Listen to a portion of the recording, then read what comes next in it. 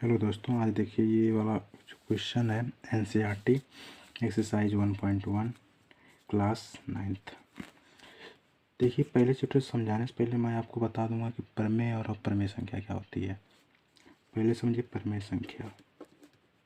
प्रमेय प्रमेय संख्या देखिए प्रमेय संख्या जैसे कि आप लोग पढ़ चुके हैं कि P अपॉन Q के रूप में व्यक्त कर सके और Q not equal to zero, यानी Q का मान में जीरो नहीं होना चाहिए। ठीक, जैसे 1 2 3 4 5 6। ठीक, इसमें क्या होगा, जैसे कि आप बोलेंगे सर इसमें अपॉन में करना है, जैसे यानी बटे में करना है तो 1/1 हो जाएगा, 2/1, 3/1, 4/1, 5/1, 6/1। यानी हमारे कहने का मतलब है कि क्या इसको हम P और P/Q के रूप में नहीं बता पा रहे हैं क्या? इसको बिल्कुल बता पा रहे हैं, यानी जिसको हम P/Q के रूप में व्यक्त कर सकें और Q इक्वल टू जीरो नहीं होना चाहिए, उसे बोलते हैं प्रमेय संख्या। जैसे आप कहेंगे सर जीरो प्रमेय संख्या है, बिल्कुल प्रमेय संख्या है। क्यों कि क्या 0/1 लिख सकते हैं ना, तो ये हो गया P/Q। Q जीरो नहीं है, क्या है? 1 है, यानी Q की वैल्यू 1 है, तो हम कह सकते हैं जीरो भी हमारा प्रमेय संख्या है। आइए अप्रमेय संख्या बताते हैं। अप्रमेय संख्या देखिए, अब इसमें क्या होता है, अब अप्रमेय संख्या में जैसे हो गया कि √2, √3, √5, √6, √7, √8। ठीक, जैसे कि आप कहेंगे सर √ ये सब परमेय संख्या तो √4 भी हो जाएगा ना? बिल्कुल नहीं होगा, क्योंकि ये देखिए √4 है तो क्या इसका √ कितना होता है, रूट बदलेंगे तो ये 2 हो जाएगा। क्या 2 को हम 1/, नहीं लिख सकते? बिल्कुल लिख सकते, जैसे यहाँ मैंने आपको बताया था। तो 2/1 को तो इसको कि P/Q के रूप में व्यक्त कर सकते हैं, तो ये नहीं है। जैसे कि ये इसको 1/√ में हम लोग नहीं लिख सकते हैं। कहीं आप देखे होंगे कि √1/ ये नहीं लिखा होगा, ये आप देखे होंगे कि ये लिखा होगा। बात समझ में आई? तो इसीलिए कह रहे हैं कि इसमें जिसको हम रूट में लिख सकें, और जैसे कि 9 हो गया, 9 कितना होता है 3, तो 3 को 1/, लिख सकते हैं। इसीलिए ये प्रमेय अप्रमेय नहीं है। उम्मीद करता हूँ कि आप लोग को प्रमेय अप्रमेय समझ में आ गया होगा। आइए हम एक्सरसाइज 1.1 एनसीईआरटी चैप्टर का बात करते, क्लास 9th का। देखिए पहला क्वेश्चन है, क्या शून्य एक प्रमेय संख्या है? क्या इससे आप P/Q के रूप में लिख सकते हैं, जहाँ P और Q पूर्णांक और Q equal to not zero है। देखिए कह रहा है कि शून्य प्रमेय संख्या है। ठीक, कैसे? जैसे अभी इसके पिछले वाले में मैं बताया था कि एक प्रमेय संख्या कैसे, जीरो है तो 0/1 लिख सकते हैं ना? बिल्कुल लिख सकते हैं। तो ये क्या हो गया, P और Q। क्वेश्चन में दिया है कि जीरो, Q कह रहा है Q बराबर जीरो नहीं होना चाहिए, तो क्या Q बराबर जीरो है? नहीं, 1 है। इसीलिए आप लिख सकते हैं कि हाँ शून्य प्रमेय संख्या है। ठीक, दूसरा क्वेश्चन देखिए, कह रहा है कि 3 और 4 के बीच में 6 प्रमेय संख्या याद कीजिए। देखिए प्रमेय संख्या याद करना 3 और 4 के बीच में। देखिए अब जैसे स्केल में आप देखे होंगे कि स्केल में आप लोग देखे होंगे कि 1 2 1 2 3 4 4 5 रहता है, तो इसके बीच में छोटे छोटे डॉट बने रहते हैं। तो इन्हीं डॉट को, जैसे कि मान लीजिए 3 और 4 के बीच में प्रमेय संख्या, तो देखिए 3 और 4 को ना 3 गुणे बटे 10 गुणे 10 और 4/10 गुणे 10। देखिए ये कट जाएगा, इससे कुछ फर्क नहीं पड़ेगा, 3 है 4 है, तो इसका गुणा कर लीजिए, कितना हो जाएगा 30/10 और 40/10। ठीक, तो देखिए 30 और 40 के बीच में क्या आता है, 31 32 33 34 35। अब सब में देखिए बटे दोनों में 10 लगा दीजिए, बटे 10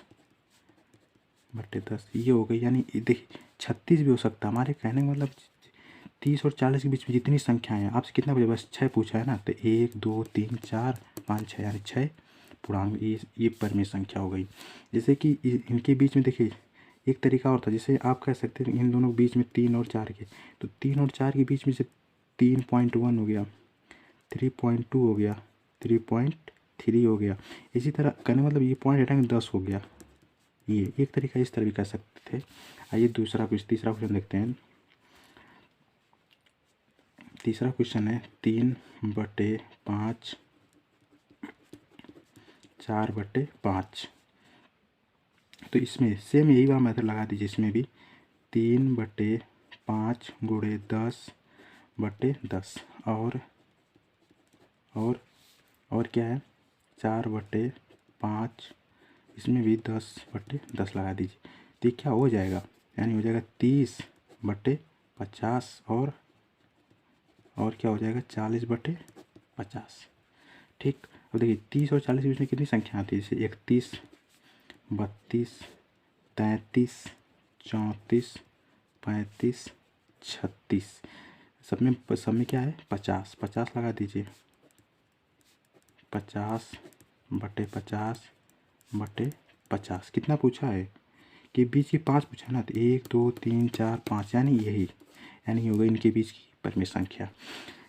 देखिए चौथा क्वेश्चन, नीचे दिए गए कथन सत्य या असत्य कारण के साथ अपने उत्तर को दीजिए। देखिए क्या कह रहा है, प्रत्येक प्राकृतिक संख्या एक पूर्ण संख्या होती है। ठीक।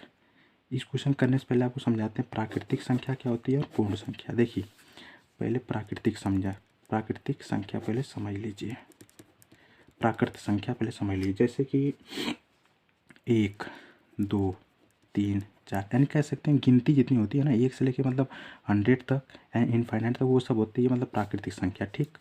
और देखिए पूर्ण संख्या समझ लीजिए, पूर्ण संख्या। अब देखिए इसमें 0 ऐड कर देंगे, यानी 0 1 2 3 4, यानी इसी तरह अनंत तक कह सकते हैं ये सब पूर्ण संख्या, जिसमें 0 ऐड हो गया।